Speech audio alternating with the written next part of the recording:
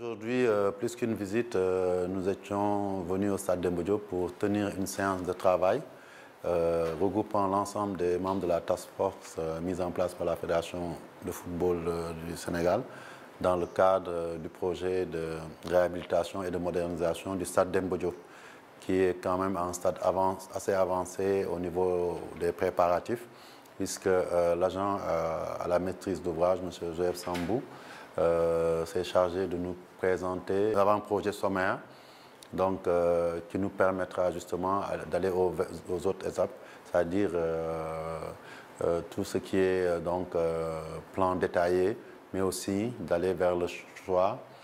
sous forme de consultation de l'entreprise qui sera chargée des travaux, ou des entreprises si c'est le cas,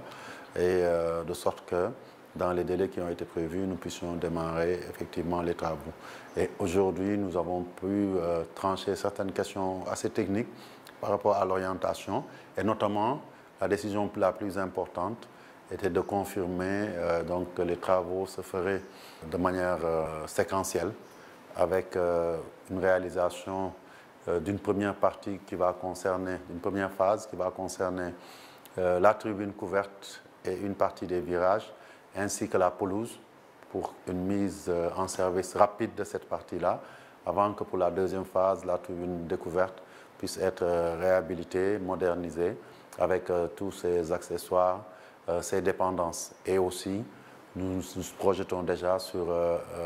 les aspects commerciaux, puisque tout autour du stade, nous avons prévu des infrastructures collectives et commerciales pour pouvoir rentabiliser ce stade dans le futur. Donc, cette étape importante franchie, nous allons aussi nous attaquer rapidement à la libération des espaces occupés par certaines personnes sans droit ni titre dans le stade, notamment au niveau de la tribune couverte, des restaurateurs, des commerçants qui occupent des parties donc du stade qui dépendent quand même de l'emprise du stade qui sera rénové prochainement. Donc, et c'est dans ce cadre-là que nous estimons que cette réunion-là est importante puisqu'elle aboutit à des décisions fortes et que dans le mois qui suit, toutes les mesures seront prises pour que l'espace soit libéré et que dès que l'entrepreneur sera choisi, qu'on puisse démarrer les travaux. Étant entendu que la Fédération aussi a décidé de mettre à la disposition du directeur du stade une société de gardiennage qui s'occupera de surveiller 24 heures sur 24 l'infrastructure pour éviter certainement les squats et les occupations précaires, voire dangereuses, parce qu'on sait que très souvent, ces espaces-là sont occupés par une population interlope et nous voulons veiller à cela.